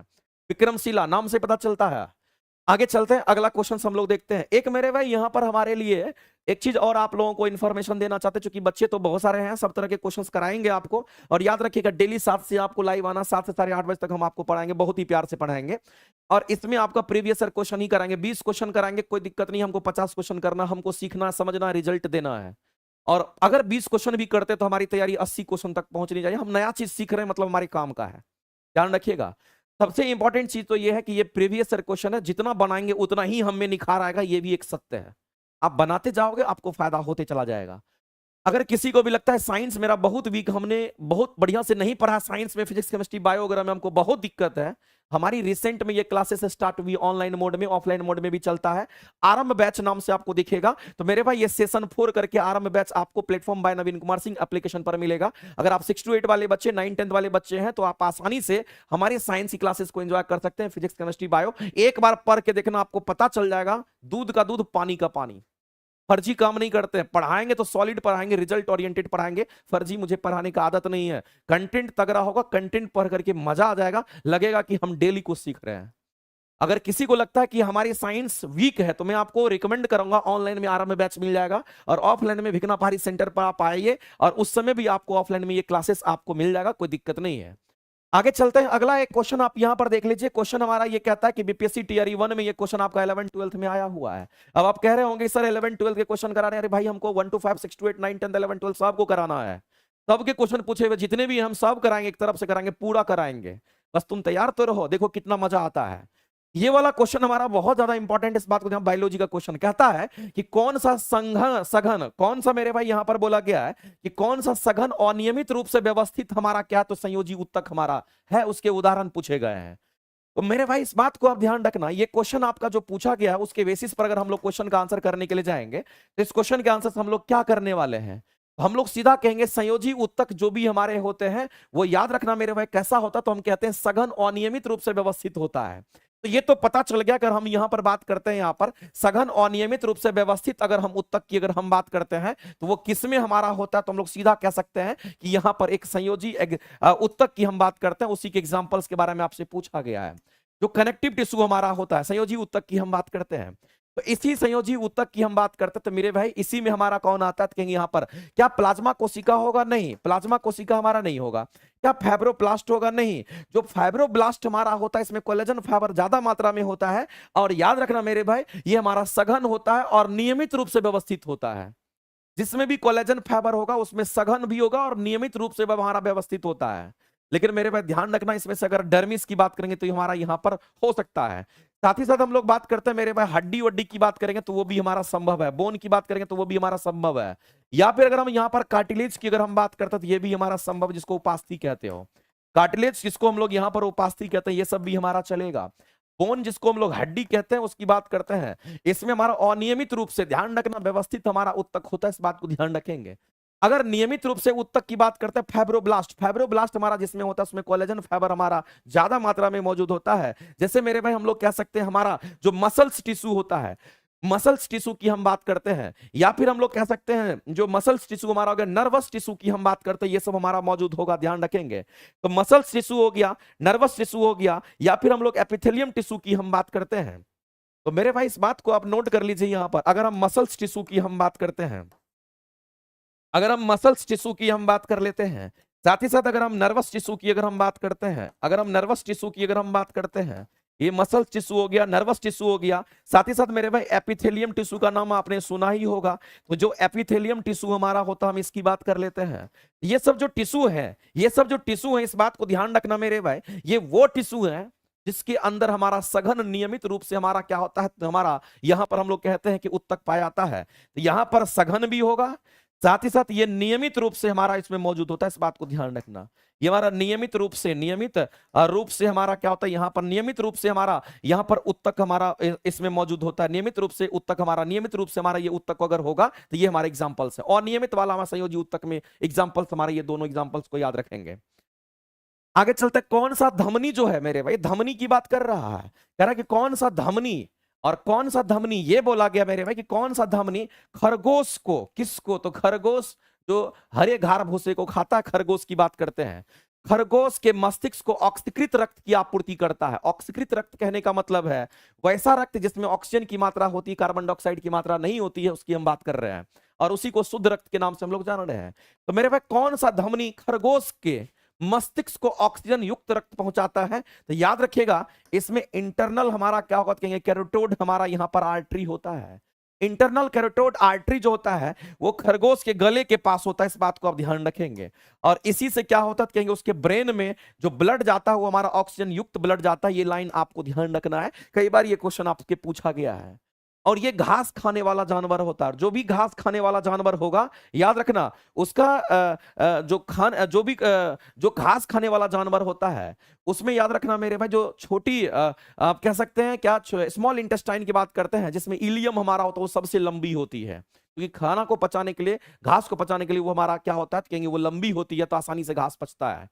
अगला क्वेश्चन पूछा गया है कि सूरज एक हमारा क्या है, तो अगर हम सूरज की बात करते हैं मेरे भाई, तो सूरज हमारा येलो स्टार के नाम से जानते हैं। सूरज को हम लोग कहते हैं ये हमारा येलो स्टार है, इस बात को ध्यान रखना, ये पीला तारा के रूप में जाना जाता है। वैसे भी आपको मैं बता देना चाहूँ, अगर हम सूरज की अगर हम बात करते हैं तो मेरे भाई इस बात को ध्यान रखना, जो हमारा सूरज होता है, इस सूरज के सरफेस का टेम्परेचर कितना होता है, तो कहेंगे मेरे भाई इसके सरफेस का टेम्परेचर हमारा लगभग 6000 डिग्री सेल्सियस मान्य है, ध्यान रखेंगे। और ये 6000 डिग्री सेल्सियस किसके कारण होता है, अगर आपसे यहां पर कारण अगर पूछ लिया जाए तो आप ध्यान रखना इसका कारण क्या होगा। इसका कारण मेरे भाई ध्यान रखना हाइड्रोजन गैस की हम बात करेंगे, 71% हाइड्रोजन गैस है। हाइड्रोजन गैस हमारे वायुमंडल में मौजूद नहीं है, क्योंकि हाइड्रोजन गैस इतना हल्का होता है कि सीधा ऊपर सन के पास चला जाता है, और 71% यहां पर हमारा होगा। साथ ही साथ मेरे भाई हम कहेंगे और क्या होगा, कहेंगे हीलियम होता है, लगभग ये हमारा कितना, तो 27% के आसपास होता है इसी तरीके से, एंड अदर गैसेस भी हमारे मौजूद होते हैं। अगर प्लाज्मा, अगर मान लेते हैं कि इसका तापमान बहुत अधिक है, तो याद रखना मेरे भाई, यहां पर हमारा जो प्लाज्मा, ये जो गैसेस हमारे होते हैं, ये हमारा प्लाज्मा अवस्था में ये गैस पाई जाती है। तो मेरे भाई प्लाज्मा अवस्था में हमारा हाइड्रोजन गैस वगैरह मौजूद है, यहां पर ध्यान रखना। और उसी के कारण हम लोग कहते हैं कि सूर्य का तापमान बहुत अधिक होता है। और जब सूर्य का तापमान बहुत अधिक होगा, तो यहां से मेरे भाई चारों तरफ हमारा किसका एमिशन होता है, तो इलेक्ट्रोमैग्नेटिक वेव, जिसको विद्युत चुंबकीय तरंग कहते हैं, हमारी पृथ्वी तक वो किरण पहुंच जाती है। लेकिन इसको येलो स्टार के नाम से हम लोग जानते हैं। ध्यान रखिएगा, आपके एग्जाम का क्वेश्चन ये भी पूछा गया है। आगे देख लीजिए मेरे भाई, बिहार एसटीटी में ये क्वेश्चन आया है। ये टीचर में नहीं, ये स्टेट का क्वेश्चन आपका, ये स्टेट में क्वेश्चन आपका आया है। और अगर इसको अगर हम लोग देखते हैं, तो ये क्या कहना चाह रहा है, इसको समझिए। कह रहा है ओजोन परत में ह्रास की हम बात करते हैं। तो मेरे भाई ओजोन परत में ह्रास अगर होता है, तो किसकी वजह से होता है, ये आपको जानना है।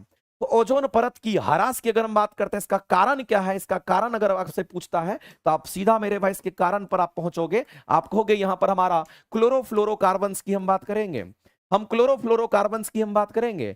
और इस क्लोरोफ्लोरोकार्बन्स में हम लोग जानते हैं कि क्लोरीन की मात्रा होती है, और क्लोरीन अटैक के कारण हमारा ओजोन परत में ह्रास होता है। और आपको ध्यान रखना मेरे भाई, ये जो ओजोन की परत होती है, O3 लेयर की अगर हम बात करते हैं, ये जो परत होती है, O3 लेयर हमारे स्ट्रेटोस्फेयर में पाई जाती है। इस बात को आप ध्यान रखेंगे। ये कहां पर, तो हम कहेंगे सीधा ये हमारा स्ट्रेटोस्फेयर में ये पाई जाती है। इस बात को आप ध्यान रखना, स्ट्रेटोस्फेयर में पाई जाती है। इस बात को आप ध्यान रखना, ये स्ट्रेटोस्फेयर में पाई जाती है। इस बात को आप ध्यान रखेंगे। दूसरी बात, अगर ओजोन परत की अगर बात करते हैं, ओजोन परत की जो मोटाई है उसको अगर मेजरमेंट करना है, तो किसमें करते हैं, ओजोन परत की मेरे भाई मोटाई की अगर हम बात करेंगे, इसको मोटाई को हम लोग किसमें, तो ओजोन परत की मोटाई को हम लोग डॉब्सन यूनिट में मापते हैं। याद रखना, इसको किसमें मापते हैं, तो इसको हम लोग डॉब्सन यूनिट की हम बात करते हैं, इसको हम लोग डॉब्सन यूनिट में मापते हैं। डॉब्सन यूनिट में इसको मापा जाता है, मापते हैं, ये बात आपको ध्यान रखना है। डॉब्सन यूनिट में हम इसको मानते हैं, ये बात आपको ध्यान रखना है। तो मेरे भाई इसमें से हम लोग कहेंगे अगर रीजन कोई अगर होगा, तो क्लोरोफ्लोरोकार्बन का ही होगा। एक लाइन में मेरे भाई टिक आउट करना और सीधा आंसर करना, ऑप्शन नंबर डी। हमारा मीथेन नहीं होगा, इस बात को आप ध्यान रखेंगे। ये नहीं होगा, ये नहीं होगा, लेकिन ये नहीं होगा। लेकिन एक चीज हम इसमें आपसे बताना चाहते हैं मेरे भाई, इसमें से एक बहुत इंपॉर्टेंट क्वेश्चन है, वो हम आपको बताना चाहते हैं। अगर हम आपसे ये कहें नाइट्रस ऑक्साइड्स की बात करते हैं, जिसको N2O के नाम से हम लोग जानते हैं, ये हमारा N2O है। अगर कार्बन डाइऑक्साइड को CO2 कह दिए, कोई दिक्कत नहीं है। और मीथेन को अगर CH4 कह दिए, तो इसमें भी कोई दिक्कत नहीं है। लेकिन एक क्वेश्चन बहुत ही ज्यादा यहां पर मेरे भाई यूजफुल है आपके लिए। अगर कोई आपसे कहता है कि अगर हमारा यहां से पूछता है, ये बताइए कि कार्बन डाइऑक्साइड गैस, ये हमारा नाइट्रस ऑक्साइड्स की हम बात करते हैं, और साथ ही साथ हम लोग यहां पर अमोनिया की बात, सॉरी मीथेन की बात करते हैं। ये तीनों के तीनों हमारे ग्रीन हाउस गैस हैं। सबसे अधिक ग्रीन हाउस गैस की अगर हम बात करते हैं, उसकी मात्रा सबसे अधिक किसी का है, तो कार्बन डाइऑक्साइड का है। ये हमारा सबसे अधिक हमारा होता है। दूसरे नंबर पे कौन होगा, तो मेरे भाई हमारा मीथेन है। तीसरे नंबर पे हमारा कौन होगा, तो हमारा ये होता है। तो मेरे भाई इस बात को ध्यान रखना, इसके नंबरिंग अगर करें परसेंटेज के हिसाब से, तो ये फर्स्ट नंबर पर आपका आएगा, सेकंड नंबर पर आपका मीथेन आएगा परसेंटेज में, और थर्ड नंबर पर आपका कौन आएगा, तो कहेंगे हमारा नाइट्रस ऑक्साइड्स आता है। तो ग्रीन हाउस गैस की अगर हम बात करते हैं, ये हमारा तीसरे नंबर पर हमारा आता है। इस बात को ध्यान रखेंगे, क्योंकि कई बार ये क्वेश्चन पूछा गया है। तो आपको third biggest green house gas की अगर बात करेगा, तो आप क्या कहोगे मेरे भाई, तो आप सीधा इसके पास पहुंचोगे, कहोगे third biggest green house gas कौन सा है। अगर आपसे first biggest green house gas की अगर बात करता, क्या कहोगे, तो first biggest green house gas की अगर बात करेगा, तो आप सीधा कहना मेरे भाई, इसमें कार्बन डाइऑक्साइड छोड़ के कुछ नहीं कहना। दूसरे नंबर पे चलते हैं। दूसरा हमारा अगर मान लेते हैं कि सेकंड आपसे पूछता है कि सेकंड बिगेस्ट की अगर बात करता है कि second biggest green house gases हमारे कौन है, तो आप सीधा कहना मेरे भाई कि दूसरा अगर हमारा होगा, तो हम कहेंगे मीथेन होगा। इसका परसेंटेज इसके बाद होता है। अगर तीसरे की बात करते हैं, थर्ड की अगर हम बात करते हैं, और third biggest green house gases की अगर हम बात करते हैं, तो आपको ध्यान रखना है कि third biggest green house gases में हमारा यही नाइट्रस ऑक्साइड, जिसको हम लोग लाफिंग गैस कहते हैं। इस बात को आप ध्यान रखेंगे। आपको क्या लगता है कि आपके एग्जाम में ये नहीं लाइन पूछेगा? हम बेवकूफ हैं कि आपको बताए जा रहे हैं? आपके एग्जाम में डायरेक्ट छपने की संभावना है, फर्स्ट सेकंड थर्ड करके पूछता है। इसका ऑर्डर फिक्स है, इस बात को ध्यान रखना, क्योंकि ये हमारे वायुमंडल में परसेंटेज के हिसाब से उपलब्ध है। इस बात को ध्यान रखेंगे। आगे चलते हैं। अगला क्वेश्चन कहता है वायु प्रदूषण से मानव में कौन सा अंग सर्वाधिक हमारा यहां पर अफेक्टेड होता है। वायु प्रदूषण, एयर पोल्यूटेंट्स, अगर हम एयर पोल्यूटेंट्स हम लोग सांस लेते हैं, हमारा लंग्स पूरी तरीके से क्षतिग्रस्त हो जाएगा। यानी मेरे भाई सबसे अधिक कोई इफेक्ट करेगा, तो हम कहेंगे हमारा वो फेफड़ा करेगा, जिसको हम लंग्स कहते हैं। वैसे जो फेफड़ा हमारा होता है उसका मेन काम क्या होता है, मैं आपसे जानना चाहता हूं मेरे भाई। हमारे शरीर में फेफड़ा होता है ना, हमारे शरीर में फेफड़ा होता है जिसको हम लोग क्या कहते हैं, इंग्लिश में तो लंग्स कहते हैं। तो ये जो हमारा फेफड़ा होता है, ये फेफड़ा करता क्या है, तो मेरे भाई फेफड़ा का एक ही काम होता है जो कि इसका बहुत इंपॉर्टेंट काम होता है, ये कार्बन डाइऑक्साइड युक्त रक्त को क्या करता है, ऑक्सीजन युक्त रक्त में ये बदल देता है। ये हमारा O2 रक्त युक्त में बदल देता है। तो ये CO2 युक्त रक्त लेके जाता है और लंग्स में जाने के बाद यही हमारा O2 में बदल जाता है। तो इसी लंग्स में क्या होता है, हमारा गैस एक्सचेंज होता है, जिसके एल्वुलाई पर होता है, लंग्स का एक पार्ट होता है एल्वुलाई, उसी पर होता है, ये कार्बन डाइऑक्साइड ऑक्सीजन में परिवर्तित हो जाता है। तो ये अशुद्ध रक्त हमारा होगा, इधर वाले को हम कहते हैं कि हमारा अशुद्ध रक्त हमारा होता है। और ये किस में बदल दिया मेरे भाई, तो शुद्ध रक्त में बदल दिया। तो इस बात को आप ध्यान रखना कि अशुद्ध रक्त को अगर शुद्ध रक्त में अगर कोई बदलता है तो हमारा लंग्स फेफड़ा का भी एक काम होता है। और फेफड़ा का ऊपर से एक झिल्ली होता है, इस बात को आप सभी लोग जानते होंगे, मेम्ब्रेन हमारा होता है। ब्रेन तो हम लोग जानते ही। आगे चलते हैं मेरे भाई, अगला क्वेश्चन देख, चिपको आंदोलन के बारे में बताइए। ये क्वेश्चन आपके इन्वायरमेंट से क्वेश्चन है। और चिपको आंदोलन के नेता कौन थे, चिपको आंदोलन के जो नेता थे वो कौन थे, तो सुंदरलाल बहुगुणा। सुंदरलाल बहुगुणा, इसके बारे में तो कौन नहीं जानता है। लेकिन अगर चिपको मूवमेंट की अगर हम बात करते हैं तो आपको याद रहना है मेरे भाई कि जो सुंदरलाल बहुगुणा की हम बात करते हैं, इसकी शुरुआत कहां से हुई थी, तो उत्तराखंड से हुई थी। चिपको आंदोलन की शुरुआत कहां से हुई थी, तो आपको याद रखना है। और ये किस लिए हमारा स्टार्ट किया गया था उसको भी याद रखना है। तो चिपको आंदोलन की अगर हम बात करते हैं, बहुत सारे बच्चे को पता होगा चिपको आंदोलन की जो शुरुआत हुई थी, ये हमारा, इसकी शुरुआत की अगर हम बात करते हैं तो इसकी शुरुआत कब हुई थी और कहां से हुई थी, तो आप कहेंगे कब हुई थी, तो कहेंगे यहां पर 1973 ईस्वी में हुई थी। 1973 ईस्वी में हुआ था, स्टार्ट हुआ था। और कहां हुई थी, तो याद रखना मेरे भाई उत्तराखंड से इसकी शुरुआत हुई थी, इस बात को आप ध्यान रखेंगे। इसकी शुरुआत उत्तराखंड से हुई थी, ये बात भी आपको ध्यान रखना है। सबसे इंपॉर्टेंट चीज है मेरे भाई कि जो चिपको आंदोलन था ये किसके लिए था, तो पर्यावरण रक्षा के लिए हमारा था। ये हमारा किसके लिए था, पर्यावरण रक्षा की हम बात कर रहे हैं। ये हमारा किस लिए था, तो याद रखना मेरे भाई ये पर्यावरण रक्षा की हम बात करते हैं। और ये पर्यावरण रक्षा के लिए हमारा था, इस बात को ध्यान रखेंगे। पर्यावरण रक्षा के लिए हमारा था, पर्यावरण रक्षा के लिए था, ये बात आपको याद रखना है। तो ये भी एक क्वेश्चन है, ये भी कई बार पूछता, रिलेट करके पूछेगा, इसीलिए मेरे भाई ये भी आपका एग्जाम का एक क्वेश्चन हो सकता है। आपका ये भी आपके एग्जाम का एक क्वेश्चन हो सकता है। आपके एग्जाम का क्वेश्चन ये भी हो सकता है, ऐसा नहीं है कि ये नहीं पूछेगा, ये भी पूछ सकता है। उत्तराखंड में किस ईस्वी में इसकी शुरुआत हुई तो वो भी पूछ सकता है। और ध्यान रखना मेरे भाई सुंदरलाल बहुगुणा नेता थे इसके, इस बात को आप ध्यान रखेंगे, ये चीज आपको ध्यान है। और ये चिपको आंदोलन किसने चलाया था, कहेंगे गौरा देवी की बात करते हैं, नाम आपने सुना होगा। आगे चलते हैं, अगला क्वेश्चन हमारा कहता है कि ये आपका एक लाइन इसमें छूटा हुआ है, सतत शोषणीय विकास। अच्छा, सतत शोषणीय विकास की संकल्पना सर्वप्रथम किस कमीशन ने दिया था, तो ये तो मेरे भाई आपको सम्मेलन याद रखना पड़ेगा। और इसको बोलते हैं हम लोग यहां पर ब्रेटलैंड सम्मेलन के नाम से हम लोग जानते हैं, कमीशन के नाम से हम लोग जानते हैं। तो ये हमारा क्या होगा, किंग ऑप्शन नंबर ए के साथ आप जाएंगे। ऐसे ही क्योटो प्रोटोकॉल, क्योटो सम्मेलन हमारा हुआ था, जो कि हमारा कार्बन एमिशंस पर कंट्रोल करने के लिए, ग्रीन हाउस गैस को कंट्रोल करने के लिए सम्मेलन हमारा आया था, इस बात को आप जानते होंगे। आगे चलते हैं, अगला क्वेश्चन हम लोग जानते हैं। अगला एक और क्वेश्चन है, उसके बाद हम आएंगे। एक मेरे भाई बिहार इंटर परीक्षा, बिहार इंटर परीक्षा मतलब समझ रहे हैं, हम 12th की बात कर रहे हैं, आपके लिए नहीं है लेकिन आपके उन बच्चों के लिए है जिन बच्चों को रिकमेंड कर सकते हैं। मैथ के विजार्ड, मैथ के ताबड़तोड़, मैथ के एक्सपीरियंस्ड फैकल्टी, 20 साल का अनुभव आपके सामने में खड़े हैं, कौशलेंद्र सर, 20 वर्षों का अनुभव। ये कहने की मोहताज नहीं है, ये कहना जरूरी नहीं है। और अगर आप लगता है कि किसी को रिकमेंड करना है 12th के लिए मैथ, अगर किसी को पढ़ना है तो आप कह सकते हो मंजिल बैच 12th के लिए ये बैच आपका चलता है। और ये बैच कहां पर, तो प्लेटफॉर्म बाय नवीन कुमार सिंह एप्लीकेशन पर आपको मिलेगा।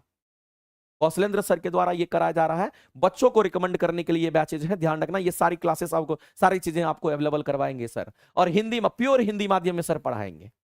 ये 12th के लिए, आपके लिए नहीं है, नहीं तो बस आप घबरा मत जाना, ये 12th वालों के लिए है, ठीक है। अगला एक और इंफॉर्मेशन मेरे भाई, यहां जो क्वेश्चन है कहता है कि बॉम्बे हाई हमारे किस वस्तु के उत्पादन के लिए, तो हम लोग सभी लोग जानते हैं बॉम्बे हाई तो फेमस है मेरे भाई, हमारा पेट्रोलियम पदार्थ के लिए हमारा फेमस है। तो मेरे भाई आपको ध्यान रखना है, जो आज का सेशन था वो आपका कंप्लीट होता है, लेकिन हम आप लोगों से 1 मिनट बात करना चाहेंगे। अगर मेरे साथ आप रहोगे तो हम आपसे 1 मिनट बात करना चाहेंगे। हम चाह रहे हैं मेरे भाई कि हम डेली बेसिस पर 7 से लेकर के 8:30 बजे के बीच में हम डेली आपको जो आपका क्वेश्चन एग्जाम में प्रीवियस ईयर पूछा है ये डेली निपटा दें, आपको चैप्टर बाय चैप्टर करके निपटा दें। जैसे ईवीएस होगा खत्म, वैसे बायोलॉजी को लेकर के आएंगे, बायोलॉजी खत्म होगा फिजिक्स लेकर के आएंगे, केमिस्ट्री लेकर के आएंगे, खत्म करेंगे। हम आपसे बस ये कहना चाहते हैं, अगर 1 to 5 पीआरटी है, 6 to 8 है, 9 10th है, 11 12 सबको फायदा करेगा। आप जुड़ के देखना, फायदा आपको बहुत करेगा।